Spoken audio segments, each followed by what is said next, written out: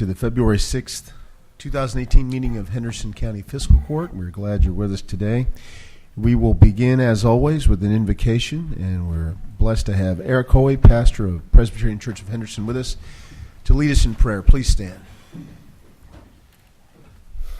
Let us pray together. Holy and loving God, we come into your presence this morning. We thank you for the opportunity to gather and discuss this business before you.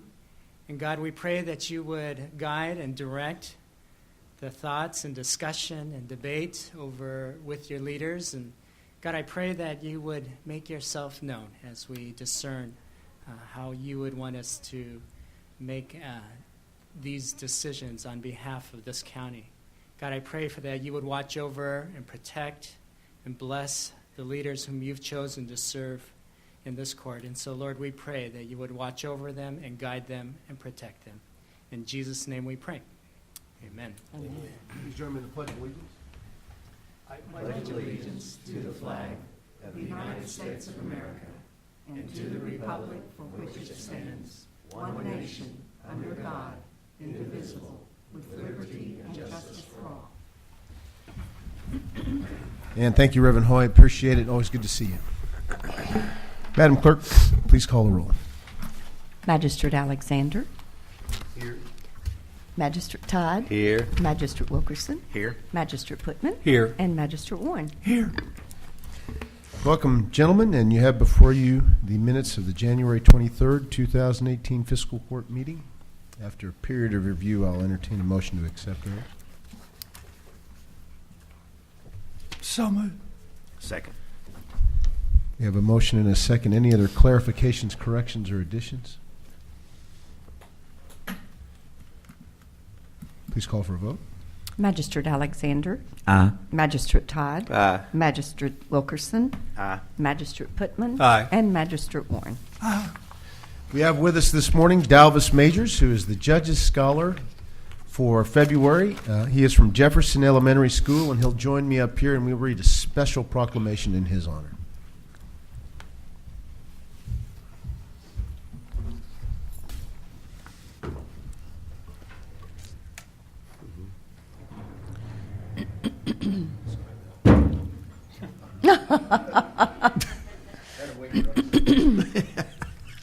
All right, are you ready for this? All right. Whereas Dalvis Majors has been chosen by Jefferson Elementary School to be the recipient of the Judge's Scholar Award because he made a choice to accept changes that would benefit his education and well-being. And whereas change is not easy, however, Dalvis's ability to embrace change has led to growth that will only further his successes in life. And whereas success is measured in many different ways, whether it be passing a test, scoring the winning point, achieving a particular goal, or taking the necessary steps for overall improvement. And whereas the Henderson County school system couldn't let your efforts go unnoticed, Dalvis, and whereas the Henderson County Fiscal Court supports the school system and acknowledges these changes as being significant because students such as you are going to be our future leaders.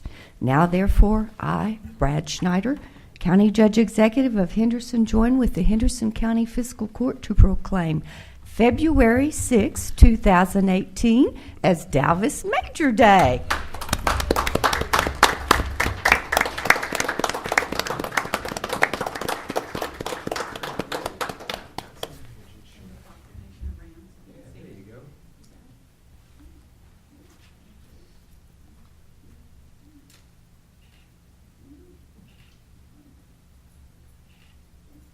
Representatives of the school and Mom, come on up.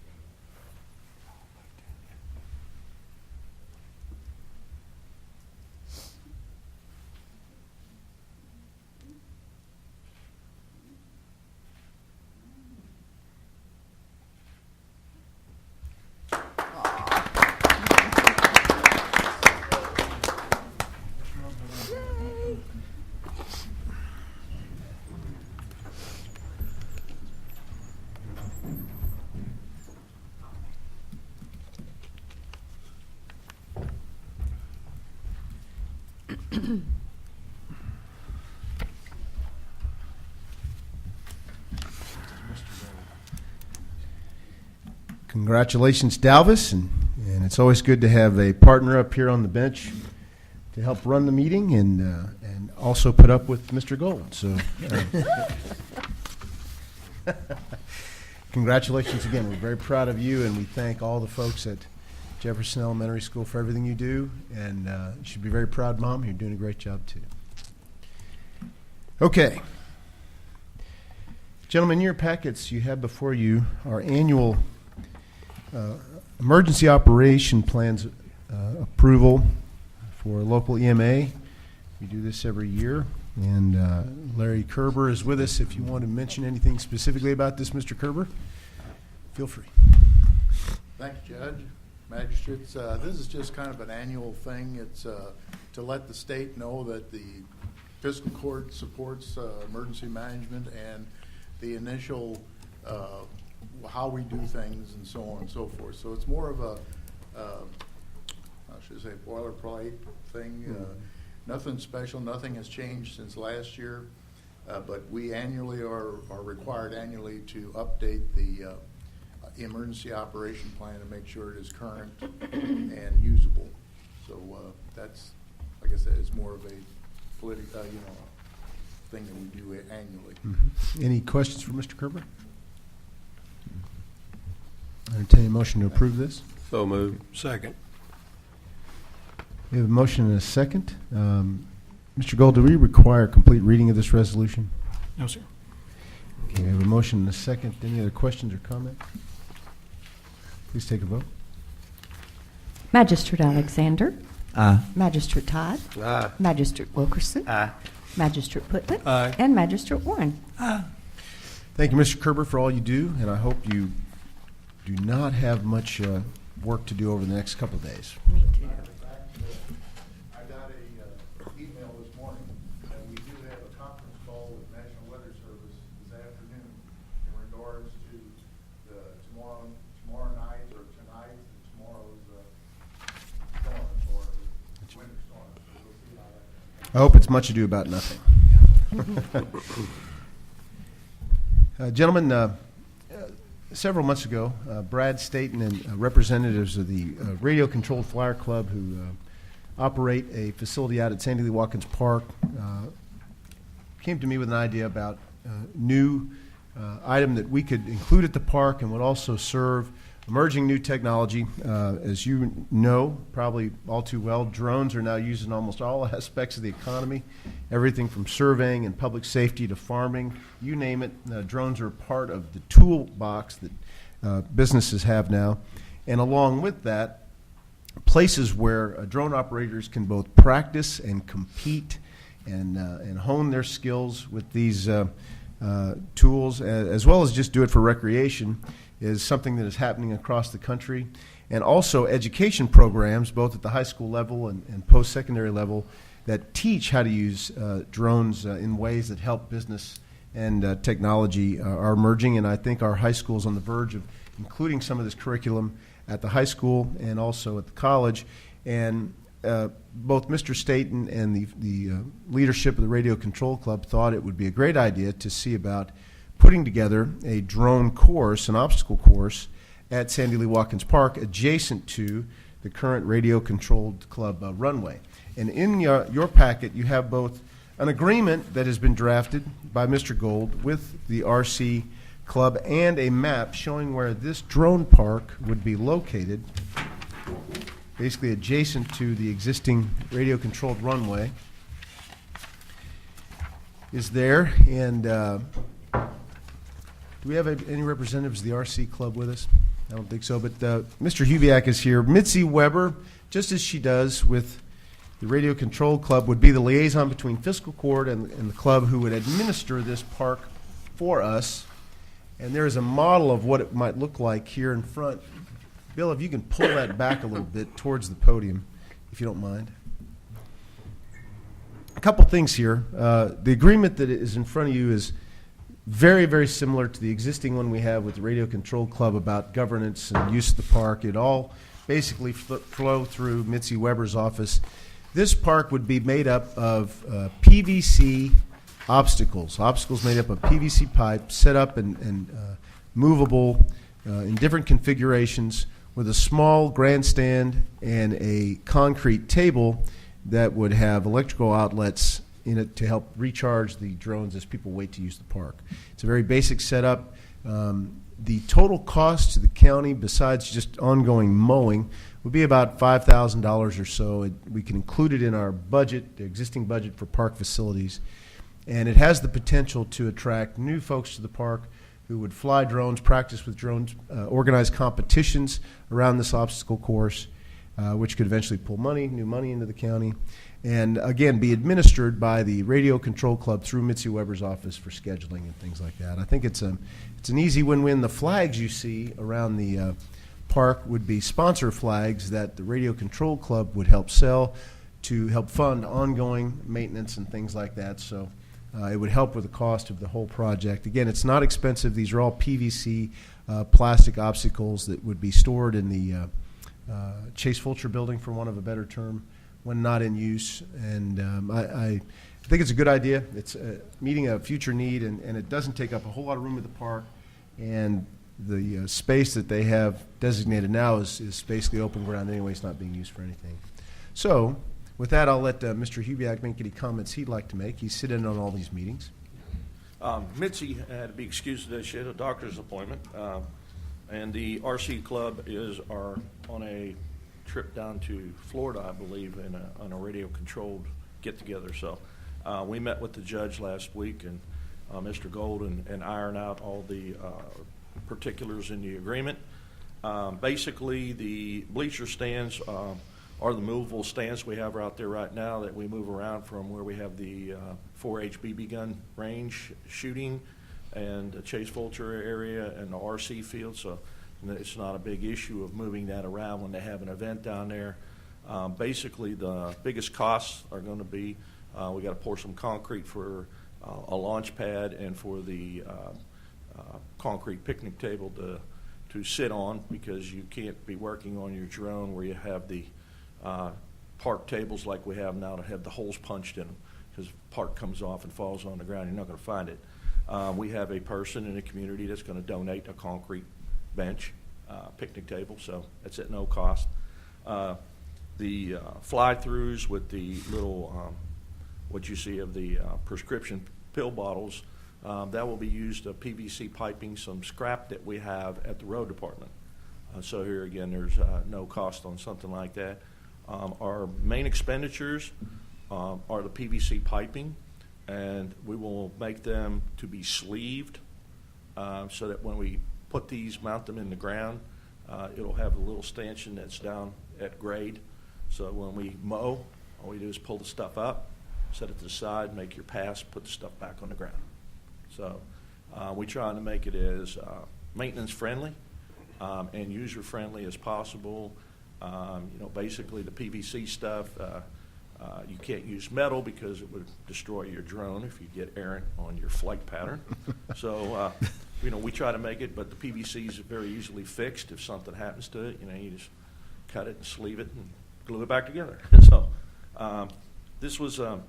this mock-up was done by Mike Morton, who's very advocate, and I think he's the president of the RC Club. He did the little mock-up of it to give us an idea of what we're looking at, and this is state-of-the-art, and the things can be moved around, and the cost is very minimal. Most of the stuff is protected by pool noodles, those things you beat your friends with, at the pool. So that helps, keep the drones from being damaged also.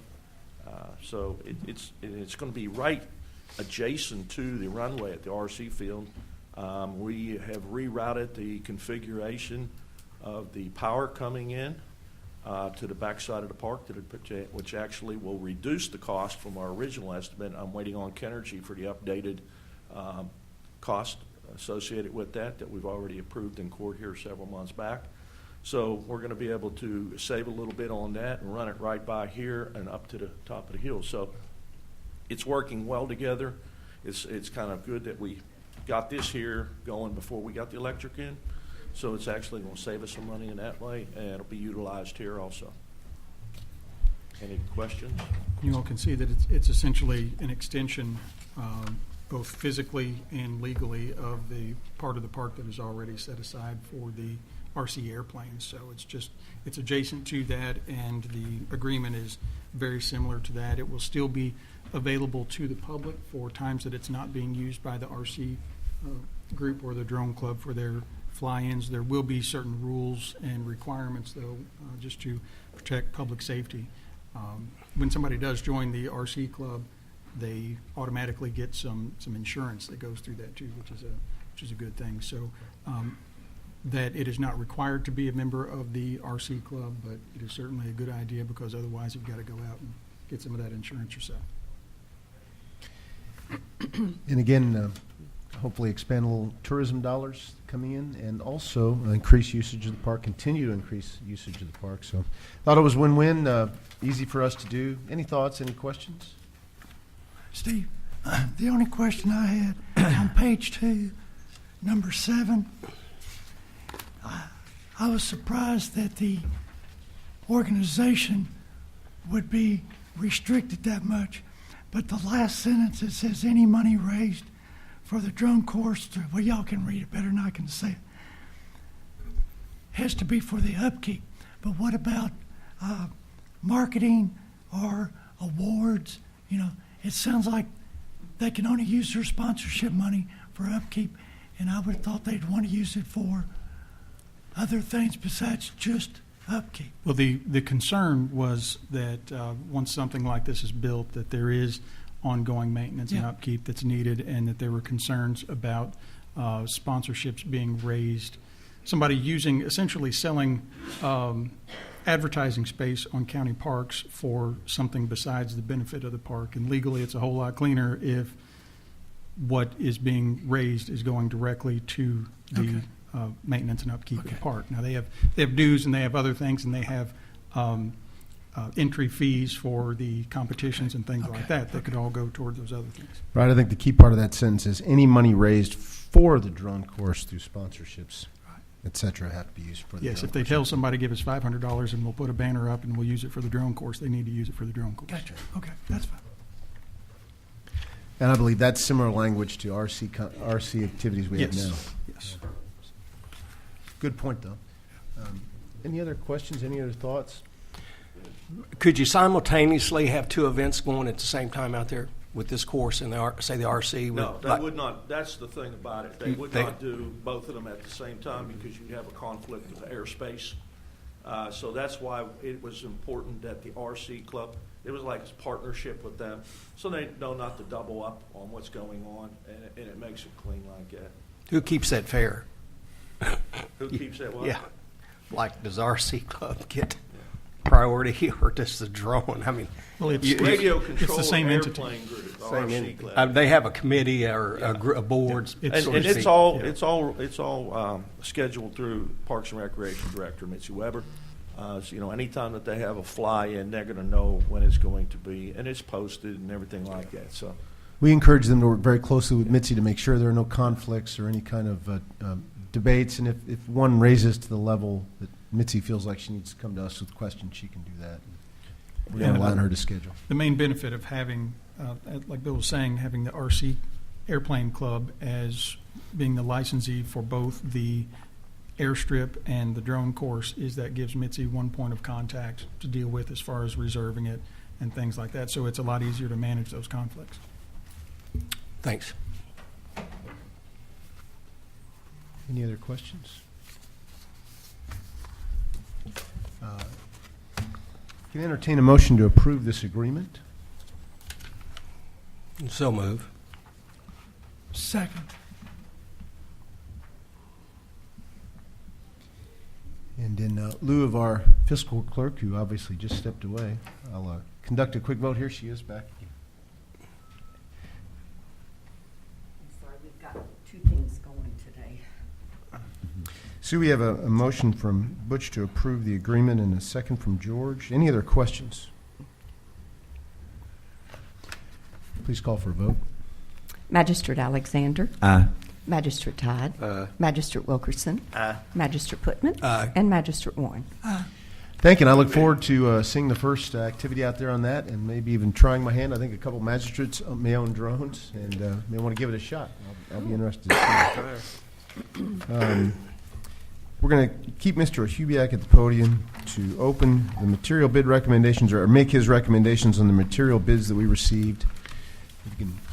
And I think you all have handouts with those results. Everybody should have a copy. Myself and Road Supervisor Jeff Risley went through all the bids, and what you have is the highlighted ones are our recommendations. If you look at your first one, it'll be annual crushed limestone bid. There's also sand on there. But you can see that Mulzer, FOB, Freight on Board, that's us picking it up at their yard down by the Riverport. That's always been the most cost-effective for us when we're doing our work. Rogers Group is successful if we're going to need to have it shipped to the Henderson County Road Department. You can see that their numbers are highlighted also. That's if we have it brought into the county to us without picking it up.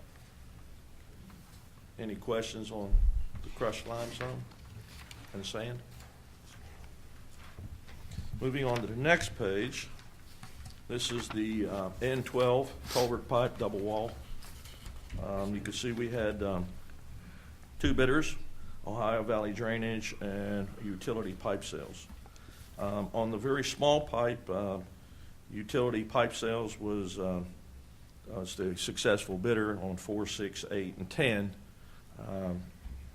We only normally use at the smallest size is 10 inches, what we normally use, if that. It's on a special project. But Ohio Valley Drainage was successful on the 12 through 60. Any questions? Bill, I noticed utility pipe sales prices on 4, 6, 8, and 10 couplers are higher than Ohio Valley Drainage. Well, you got to make sure that they're looking at the same coupler system there. One is a split ring and one is a push-together solid ring. So we suggested that we go with the same company on them if we're going to buy them, because sometimes the coupler systems are slightly different if they're made by a different manufacturer than ADS. So it's for convenience and utility? Yes. That way there's not a problem when you go to hook them together. Right. So. Any other questions? Like I said, Judge, we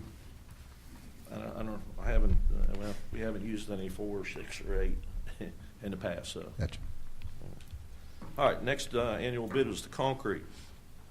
I wanted to explain to the court, because I haven't highlighted the whole system here, and there's some explanation to this. And this is the reason we don't accept the bid straight off. When I read them out in court, we go through them each individually. The IMI bid at the bottom of their bid page says that if the bill is not paid by the 10th of the month, that you receive a penalty. On my concrete one, it says that if you pay it by the 10th of the month, you receive a discount. Well, the way our billing is set up with our county treasurer, we do not approve and pay bills till the third Tuesday of every month. And then it's sent out on the following. So both of those dates are past the 10th of the month. So if you add into the penalty the dollar difference that which you have on your concrete and 50 cents on the 3,500 is $1 and the 4,000 is 50 cents, you're going to be paying more on your penalty because it's going to be past the 10th of the month. Now, we're not obviously going to get a discount from Moy because we're going to be past the 10th of the month, but the price you see bid here is the one that you will be paying. Any questions on that? And as always, if we need concrete, and both of these competitors we've bought from in the past, if we have a need for concrete and can't get it scheduled from one, we go to the other one anyway. So.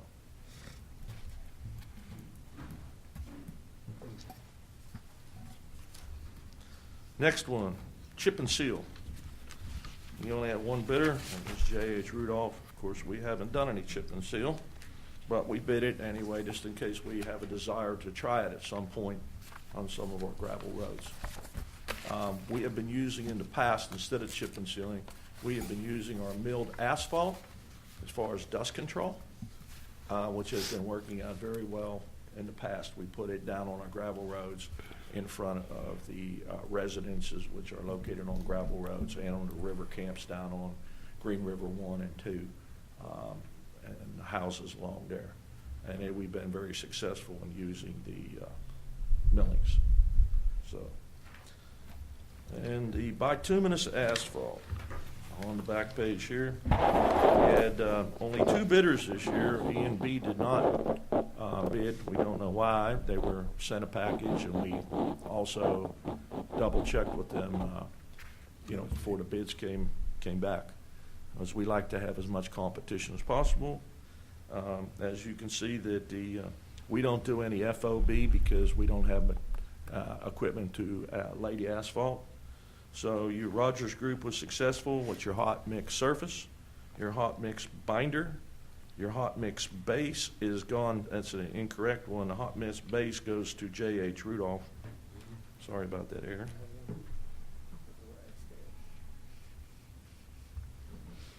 And the 1 foot shoulder of DGA would go to Rogers Group also. Hot mix base goes to J.H. Rudolph, correct? Hot mix base, yeah, it needs to be changed to J.H. Rudolph. We use hot mix base is when we're constructing a brand new road for the base of that road, going from gravel to a paved road before we put anything else on it. It gives you more structural integrity. Majority of the asphalt we use is a modified binder, which is in between your surface and your base on the size of rock in it. And that's basically used because we kind of get the integrity of the little bit larger rock and the smoothness of a closer to a surface type bituminous asphalt. Those are the recommendations from the road department. Any other questions? I got one. Hey, Bill, could we not, this may be a question for Brenda, can we not pay early to keep them getting a penalty, or Here's what you're going to get into. Okay. This is why I had a couple of magistrates ask before the meeting. This is what you get into. Then you're going to start doing special things. If you're going to do that, Bruce, then are you going to take the discount on the other one? See, that's why we bid these things straight out and go through the fine print on each and every one of them. Okay. And that's my thing. I mean, that was asked by both Charles and George Warren. I said, well, if you want to pay by the 10th, then you're going to get a discount. Then we're going to be paying bills. If somebody says pay by the 5th or 7th, I think that we get more complex than us trying to just pay the bills like we do on a monthly basis. But Brenda can answer that question. No, that's fine. You did good.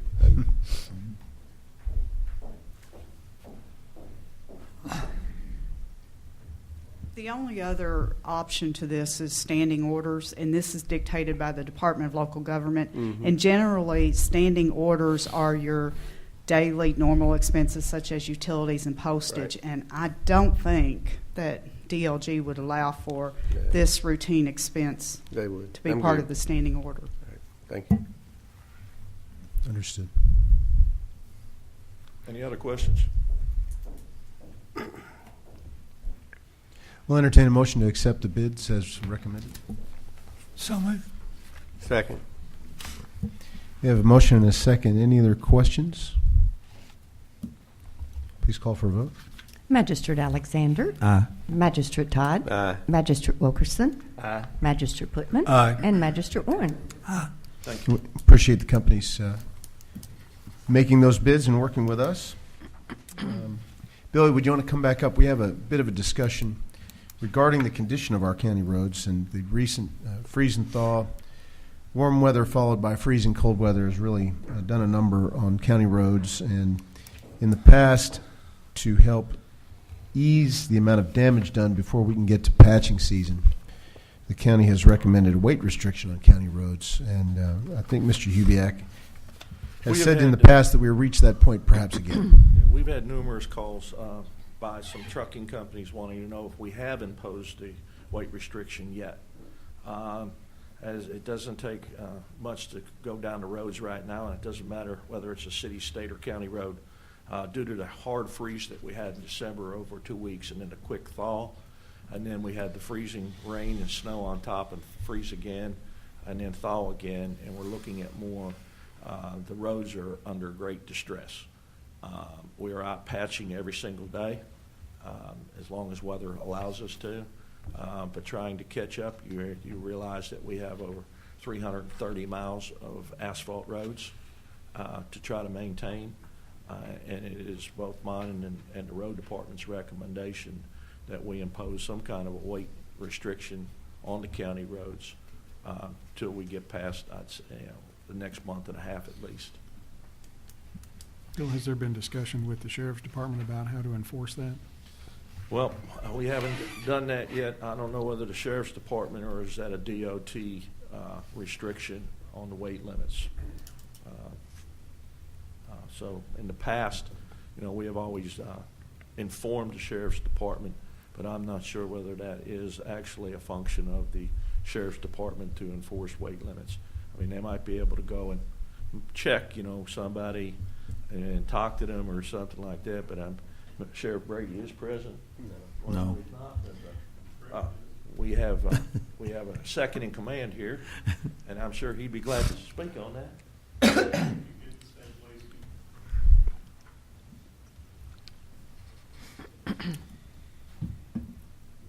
The only time we've ever run into this when we had an accident on a county road and we got back to his vehicle enforcement to weigh a truck that was involved in an accident. But that's the only time I can think of that we've been involved in any type of weight restriction.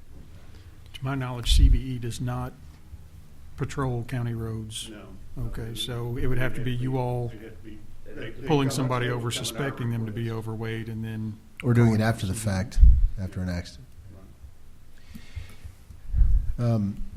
Bill, I was thinking about this earlier, and is the purpose of the weight limits to keep traffic off the roads while you patch, or simply to reduce damage until we get to a season, the time of the year when patching is done wholesale? Well, patching is ongoing, Judge, year-round. We use hot patch material. The problem is that once the road gets alligatored and you have the freeze-thaw effect and water in it, until we can get it sealed back off, every time you run over it, it just distresses more of the asphalt, making the area larger. And the damage is basically done by the heavier weights, more so than passenger cars. So that's why the weight restriction would give us a chance to try to catch up, because we're way behind due to the fact that, when it froze, and then it for 2 weeks, and then it thawed back out very quickly, and then the water got in it, and then that's what started causing the popping when it froze back down again. So until things dry up some, and that's the problem we're having. We have the freeze, the thaw, it gets down below, it melts a little bit on the top, and then it distresses underneath it. We need a little bit of time to try to catch up on some of the damage that's already done, and to limit increasing damage for a little bit while we try to get caught back up.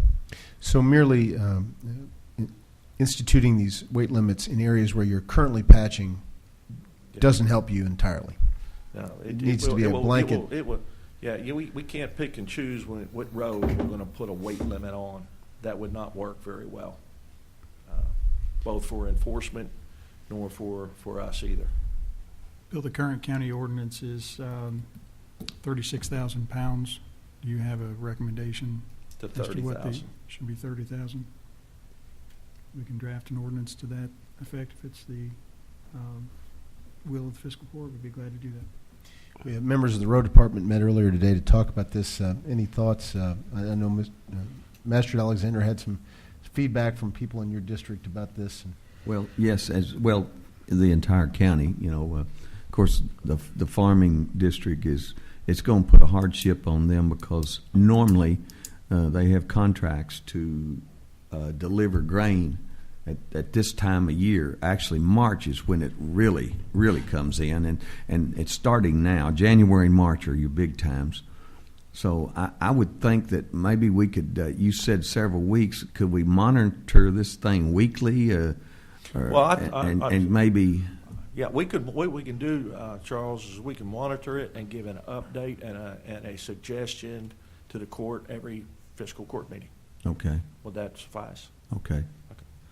And just kind of, and it's going to actually shut some businesses down, as we discussed in that meeting. Yeah, I'm just looking at the forecast for this week, and we're dropping down below freezing all this week, and then until Friday, and then it goes up to 51, and then we get rain again Saturday, and then it's back in the 40s and 50s with rains, every other day for the next 2 weeks is what it looked like.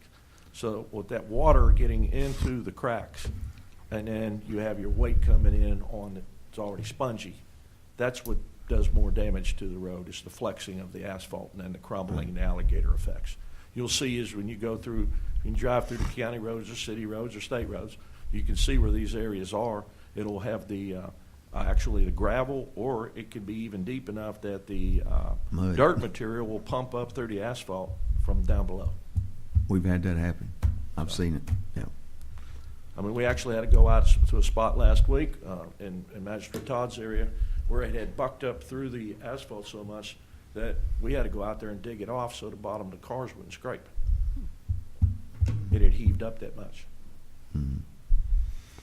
So I don't see any. That's what we're going to have to do. I just wanted to really monitor it close because I know it's going to put some hardships on businesses as well as the farming community about delivering their grain. Like it says, if fiscal court passes this at this time, we will do a weekly update and update the fiscal court every fiscal court meeting with the recommendation. Okay. We actually have to have a resolution drafted first. Yes. It has to be by ordinance. It can't be done by resolution either. Right. If you want to enforce it with with penalties.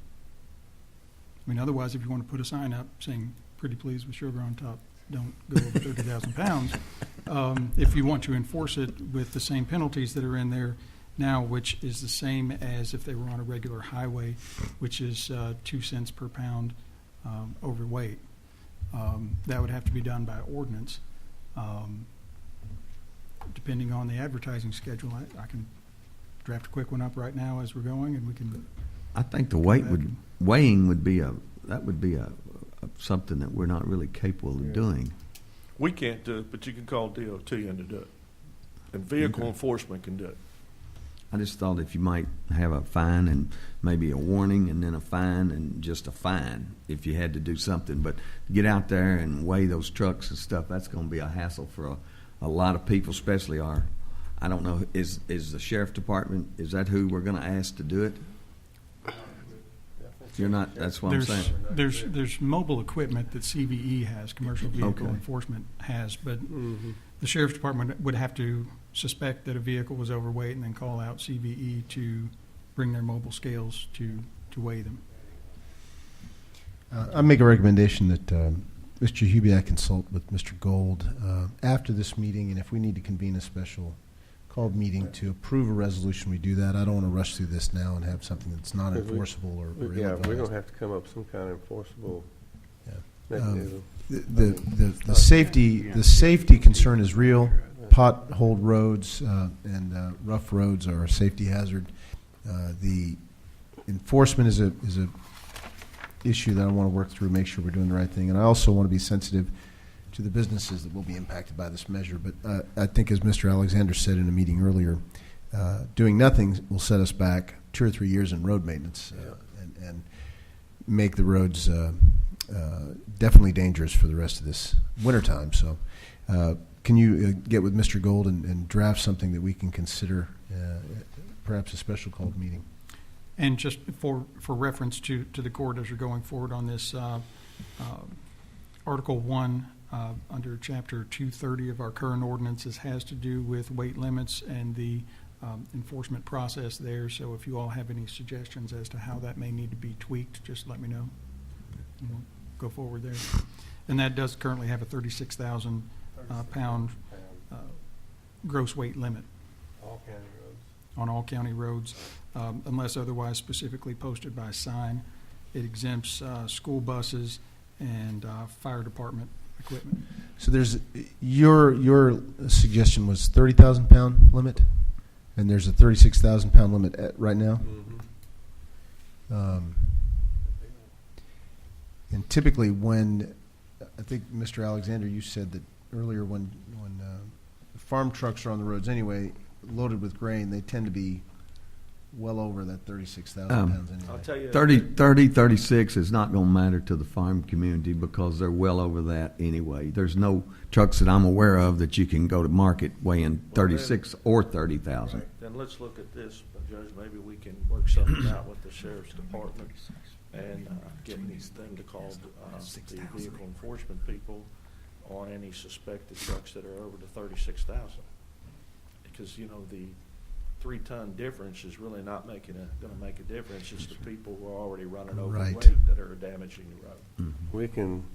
We can just advise the public that we're going to stick close to the 36,000 pounds for the next couple months until this freezes over. We can get the gleaner to And say then- that we're going to try to strictly enforce the 36,000 pound limit That that way we is can- by statute currently on the book for the next several months, and maybe they'll pay attention a little bit. To me, that's a lot more palatable They can and help easier us. to act on than trying to draft some sort of temporary new ordinance. Yeah, and get just that ask our passed here. farming community to help us out and hold close to the 36,000. Just work with us, and we'll weekly kind of look at Yep. it. And if you catch a spell when Bill thinks the roads are safe for a while, maybe I don't know if you start taking it off and putting it on, that'll get confusing too. But Yep. I Charles, agree. what's y'all's trucks weigh? And Bill, can you draft a recommendation that we can forward to Farm Bureau and organizations like that to make Yep. them aware of what we're talking about and why it's important? Can do. That's a good idea. I think What's your trucks weigh, Charles? Whenever typically we talked about typically an empty semi will weigh probably 25 to 28,000 pounds empty. So if you see a semi truck on the road and he's not empty, then you can bet he's over 36,000 pounds. There's a high odd chance. They can only run empty on that. That's what they run empty. Do you know what the weight limit is on state roads in the county? Not offhand. Only on the extended weight coal roads. We have those marked off on a system, but I don't know what the state's current weight limit is on the state road. Quite a few are 60,000 pounds. It's not unusual for us to see cases in court from the weigh station where people are over 80,000 pounds. 80 Well- is the limit. 82, 250 or something, isn't it? On some 80,000 roads, to- yeah, yeah. on some roads. There are some that are 60, some that are Oh, really? 80,000, some are, there's different levels on the state highway system. And maybe as we communicate what we'd like to send, we give the state District 2 a heads up about what's going on, what we're doing, and maybe they can act accordingly. Anyway, I think that's a simpler solution, gentlemen. Judge, if we can't do like we were talking about Farm Bureau, maybe some of these industries, or not industry, but I guess it'd be the grain facilities that may be drastically impacted. Maybe that same letter ought to go to them too, just so they'll be on notice what's going to happen. And it does seem to be a matter of enforcement. The current, I was just looking on the website about our ordinance. The current ordinance has been in effect. It was adopted March 5th, 1979. So it is a matter of enforcement rather than the changes necessary. But now it does allow higher limits on certain roads to be posted by sign. So that would be something within the road department's purview if there were certain ones that were in good shape that could have higher weight limits on them. That's something that could be adopted You're by the gonna road department. see. You're gonna really affect like in Geneva area that Sunoco gas distributing. Technically, they can't come in and out with trailer loads of gas, fuel. I don't know how you're going to handle that. What do you do? Because that's a county road that they have to get on to bring those fuel tankers in and out for fuel, and that's dispatched there. It goes all over this country. Or area. Within the Tri-County area, those you're cutting fuel off to all these service stations and stuff. So that's something. Yeah. I think the best we can hope for is try to up enforcement of the current law and just advise businesses and farmers why we need them to help us in at least the next few weeks. Agreed? Yes. We'll work with Bill to try to get that message out. Any other questions on that? Thank you very much, Mr. Eubank. Mr. Gold, County Attorney payments. Judge, we've got several payments today. First, salary FICA retirement reimbursement in the amount of $1,302.49. A health, dental, life insurance reimbursement, $265.31. Interest, $12.61, $6.30, $18.90, $56.79, $96.66, $2.61, $53.65, and $2.17. Yes, we had to write checks for each one of those. For a total of $1,817.49. Dallas, would you hand that over to him for me, please, sir? Thank you. Motion to accept those payments. So move. Second. We have a motion and a second. Any other questions? Please vote. Magistrate Alexander. Aye. Magistrate Todd. Aye. Magistrate Wilkerson. Aye. Magistrate Putman. Aye. And Magistrate Warren. I'd like to call up Treasurer Brenda Ryder for any claims or any updates she'd like to give us.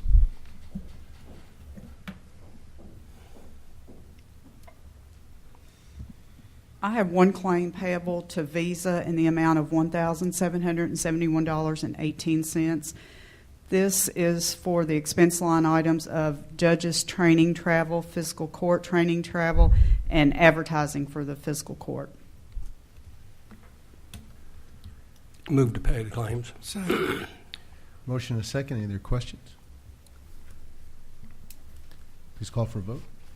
Magistrate Alexander. Aye. Magistrate Todd. Aye. Magistrate Wilkerson. Aye. Magistrate Putman. Aye. And Magistrate Warren. Thank you. Thank you.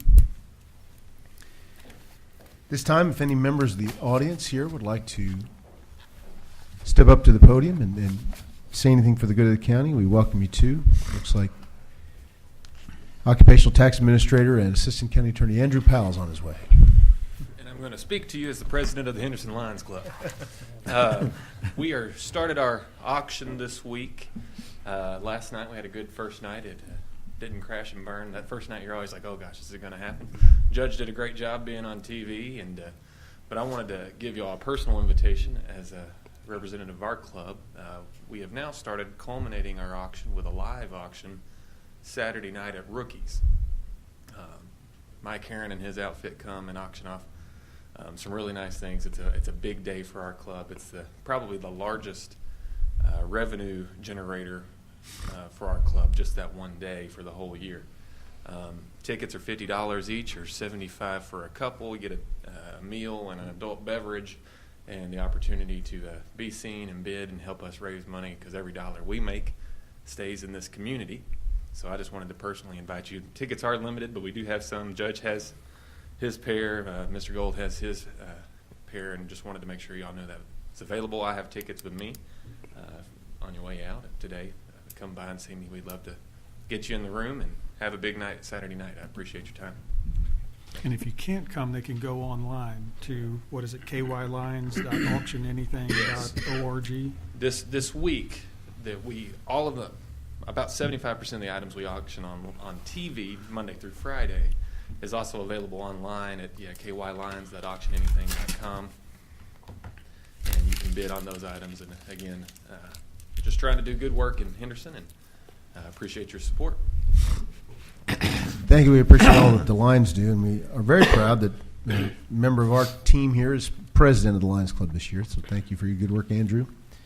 And I encourage you to bid early and bid often, gentlemen. I feel like I'm back on TV. Anybody else in the audience have something for the good of the county? Pete Conrad from the Henderson County Water District.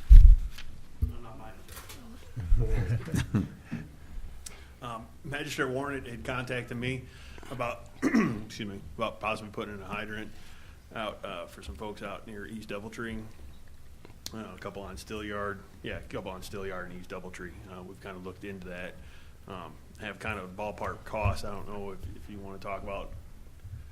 We had previously here in fiscal court had put some coal severance funds in I believe it was 2012 and 2013 to get some hydrants put in, and we had done that before.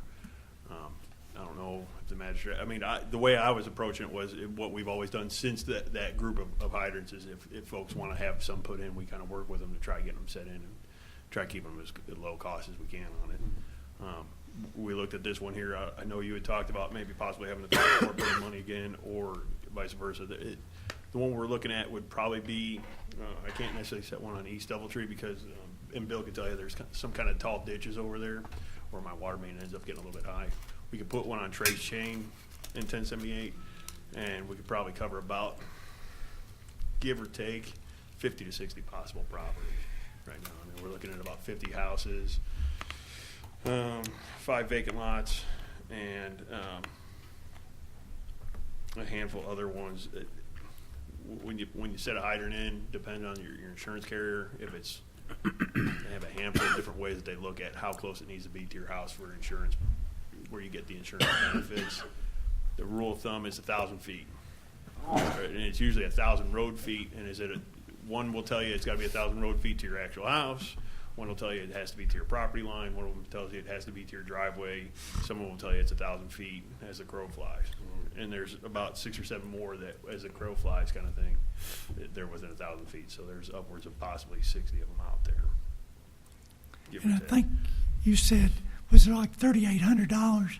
Well, I mean, what we had come up with some costs last year to try putting. The judge had talked to me about maybe possibly doing some then, and we were looking at in the $3,800 range to do some then. But we were also looking at doing about 20 to 25 of those. So the general rule of thumb, what I try to tell people is $5,000. Typically, it's a lot less than that. But it always just depends on what size the main is and what kind of work we've got to do out there and what kind of cleanup we have to do. Plus the cost of brass. Just because I got one cost on it last month, that doesn't mean that doesn't change with the world markets. But between about $4,000 and $5,000 is definitely doable in that range. Let me make sure I understand here. You have a current plan in place to set fire hydrants. No. No. The only reason I looked into this one is because Magistrate Warren had contacted me about this one that he had a couple of residents out there near on East Doubletree and Steelyard that were trying to get some fire protection with a hydrant out that way. So this is not part of any normal plan. Okay. No, sir. We'd have to amend the budget. This is a non-budgeted item. So what I'm recommending is that we come back with a little bit more formal outline of what this entails. And I'm worried about setting a precedent that we can't continue to follow for other neighborhoods in the county. I worry about that. Yes, sir. Because I know that the preference for some people would be there's about 100 places we could put fire hydrants up right now, and if $5,000 piece, starts to get expensive real quick. And I just wanted to be certain. Do you have any kind of formal plan at the water department about adding or developing fire hydrants right now, or is it as needed or as desired? It's basically as needed kind of thing. If we're needing them, I mean, but basically we're not looking to set hydrants. I mean, because we use them. I walk a fine line. I mean, we've got to try keeping our costs as low as we can. We're trying to provide our customers with good, clean drinking water. We use them for our normal operation day to day, hydrants. But then it also has an added benefit that fire departments can use them for fire protection. So we try to keep them up. And then customers, people that live out there can get, depending on who their insurance carrier are, because not all of them care how close a hydrant is to your house. But some of them do look at their ISO ratings, your closeness to your fire department, and then how close a hydrant is. So and it varies wildly. But in the past, when you set hydrants, you have worked with homeowners to help split the cost with yes, sir. their district, right? Absolutely, yeah. And in this case, I mean, with about 50 of them in there, I mean, it wouldn't be an outrageous cost. Have you looked at that, Mr. Warren? We looked at it, talked about it. Now, the reason why I thought it would be important is that probably one of the main roles of county government is to provide police protection, say through the sheriff's department, and say fire protection water line.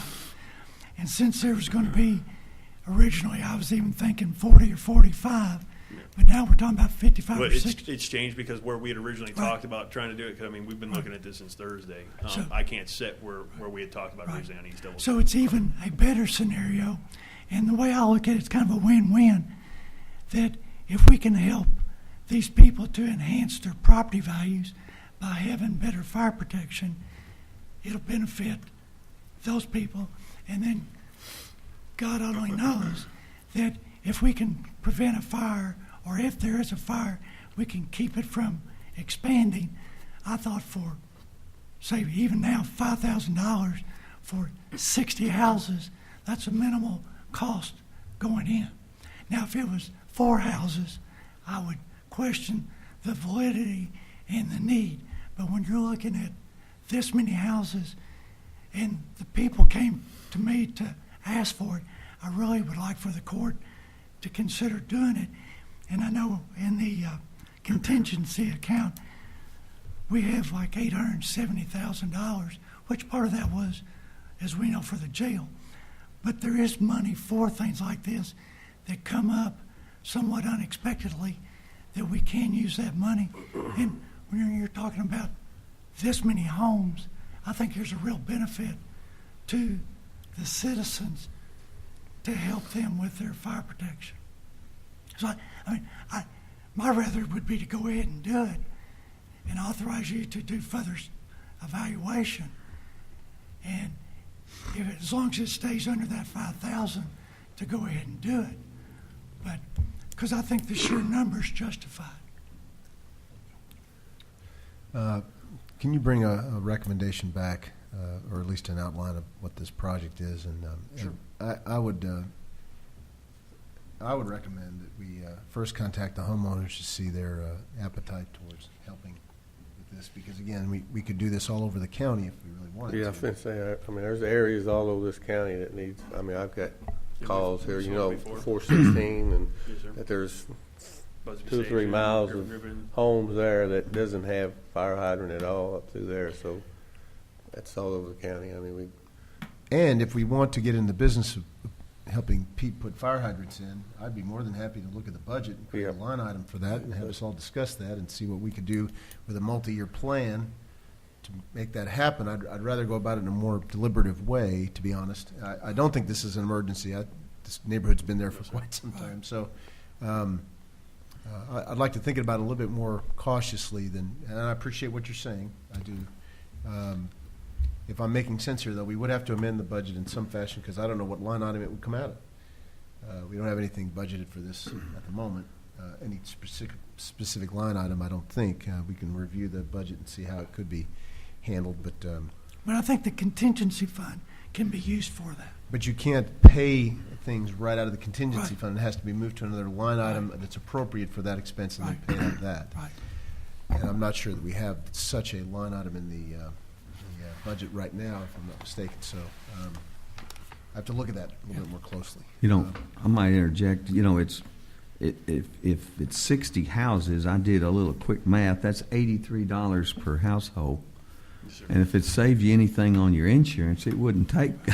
Why they wouldn't be willing to participate? My And point. They very well may. That's And the it wouldn't math- take very much. If they did $50, next thing you know, we're out hardly nothing. Right. And they're good. They get their lower premiums. Plus, you know, we're not out very much. And most of that area, if I'm correct, there is covered by Design Fire Volunteer Fire Department, which does have a lower ISO rating. They dropped it 2 points here Is it a 2 6? years ago or 3 years ago. I think can't remember Spotsville exactly. covers. I think And Spotsville covers part of covers it. some of But it, I mean, I know that when I did a lot of research on the ISO stuff, I mean, you know, a lot of the insurance agents at the time were comfortable saying, you know, 30 to 50% insurance savings. So I mean, even if it was $100, I don't think it would take Yeah. more than. Well, I think it we might can- be that they'd save more. But that's from a couple of years ago with different numbers. But I think even if we split it, because we're going to get the tax revenue from these homes as well, as the value goes up. So we're gaining as they do it. So I understand, but I'd be willing, if I was going to save anything, $80. And that's a one-time And cost. that's It why I would said cost me $100. if I spent $80 or $90 to have a fire department, a fire hydrant. I think they need to really think about that. Right. That'd be kind of Right. where you need to lean to me, see if they would participate. I think they would. I think if we could share in it, though, I think would be the route to go if Right. we do that. Maybe it'd be good to meet with those homeowners and get their temperature for sharing costs, and then bring it back to court and a little bit more formal of a plan. Right. Because again, I can see the utility, but I think we need to be fair to all the districts and all the Right. neighborhoods in the county that might desire a similar deal, and then identify where the true need is with Pete's help. So does that make sense? Yeah. You work on that and come back to us? Yeah, we can do that. Thank you, Pete. Anything else? Any other folks have anything for the good of the county? Master Putman? Dalvis, first let me just congratulate you. I know everybody's very proud of you. You're a very special young man. Get the proclamation, another day to celebrate. It's still your birthday. I understand we're going to lunch, so we'll get an opportunity to talk a little later, but just want to wish you the best. Keep doing a good job. And you thought about somewhere to go eat? All right, so I'll get with you after court. And I'm going to kind of regress for just a moment, Judge. Would it make sense to have some long-term plan as to where we would be putting hydrants in the county going forward, and really look at the cost associated with that, and consider budgeting those things? Because I know we put in several already with co-severance money, which was on the county. So I agree. Wouldn't that make sense to? And our fire department, I think, could help us with those Decisions? that where to put these fire hydrants. Where the at. need, Mhm. on a priority type of basis. I agree. Other than that, all good in the fourth. Thank you. Magistrate Warren? Same with Dalvis. Glad to have you here. As you can see, with the court, there are always needs that people need to address, whether it be recreation or, in this case, public safety in somebody's home for protection. So, as a government, we have to provide those services. And glad to have you here. Looks like you're going to have a fantastic future, and I know your family is involved, so that helps a lot. So, you have a great day. Magistrate Alexander? Well, same with me. Dallas did a good job, and your parents have done a good job, and your teachers. So I'm glad to see that you're on track and doing well, and you're one of the leaders in that school. I'd also, just for I was thinking, I saw that on the news the other day, that talking about the tax breaks that we established in the nation, and they said you should be seeing that happen on your paychecks within this month. And I was curious, is that happening with our county employees as of? Well, I can speak for me. I've got $50 more in my paycheck. Yeah, I questioned mine, and I'm going to have 28 more. Okay, that's what they said. Just make sure that it should be less, and they were telling everybody to just to be watching. And if not less, you need to be talking to your HR person, all that kind of stuff. So I can only speak for my own paycheck, but that's. So it's already enacting and going in. Well, good. That's all. I just want people to be aware that they told you to look and make sure it's getting more. That's all. Master Wilkerson? Yeah, it was nice to have you here. Congratulations. Everything's good in District 5. Master Todd? So, Mr. Majors, congratulations. I know your family's proud of you, the court's proud of you, and out of that big school and your large grade, they chose you out of all those folks, and I know you're proud, and you just keep up the good work, and maybe someday you'll be sitting up here. And it's all good in District 2, and thank the road department for out working on roads, and appreciate it. Thanks. Mr. Gold? Well, like everybody else, Dallas, I say congratulations, and I always love having the student from Jefferson here because I'm a proud graduate of Jefferson. Go Jaguars. Judge Jill Brady across the street, also a proud Jefferson graduate. So you go to a great school. Go to a great school. And, you know, you might sit up here, or you also might be able to make models like that. Yeah. And do some engineering or something like that. You never know, because right now your future is ahead of you, and you can do whatever you want and be whatever you want, and that's something you should never lose sight of. But I appreciate that you were here, and he asked me. We talked a little bit, and he understood what was going on. And a lot of times we have students here that, you know, they're kind of like, when can I go eat? He was really into this meeting, and that's something I'm really proud of.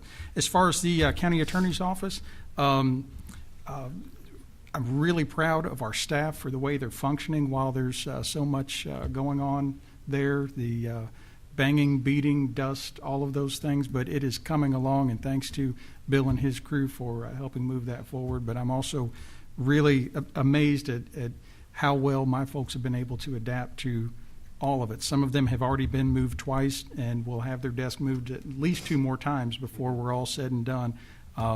So that's something. They're all being really resilient. And so if you're in this building and you hit one of the extensions on the phone to go to one of my folks, it's entirely possible you'll get somebody else, but we're dealing with that. And I just beg everybody's patience with that.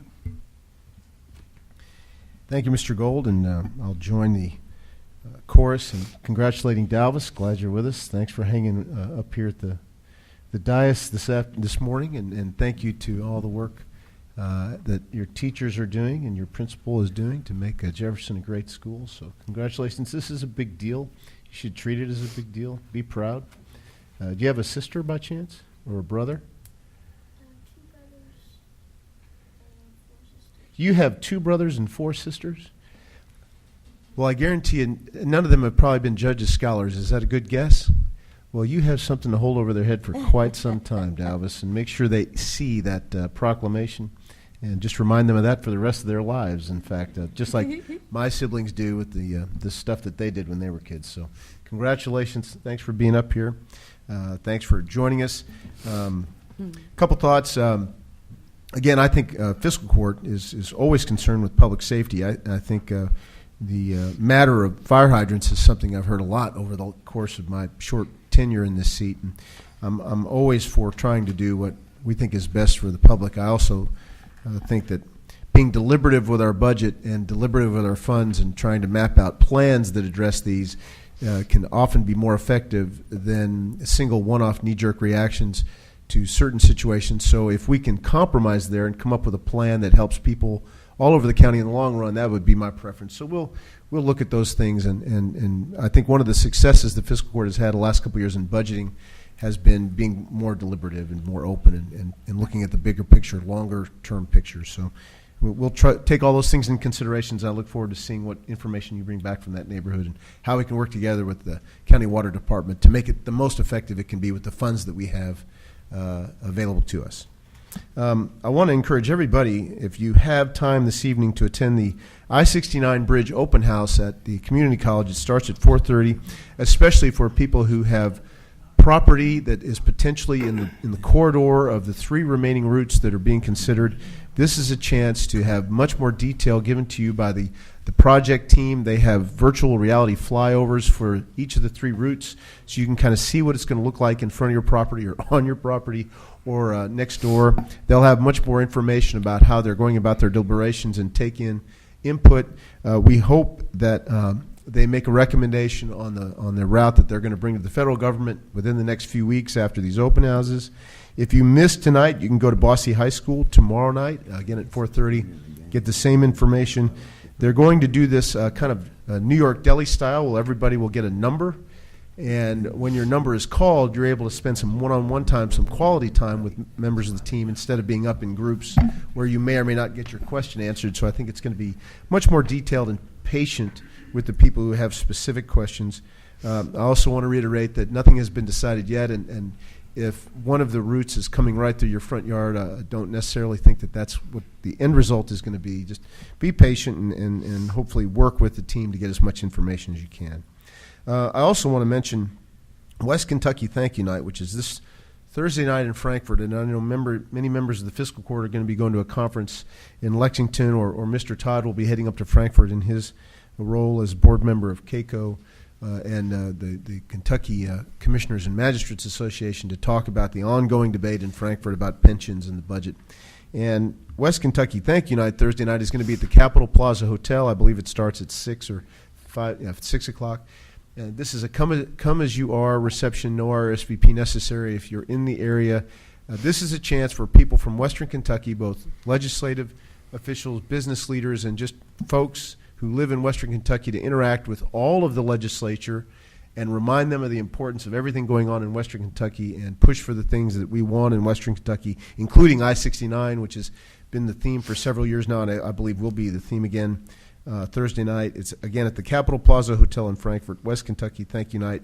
Everybody's invited. If we can help send the message to not forget what's important to us in West Kentucky, I think it's always effective. With that, I will entertain a motion to adjourn. Second. We have a motion and a second. All those in favor can leave.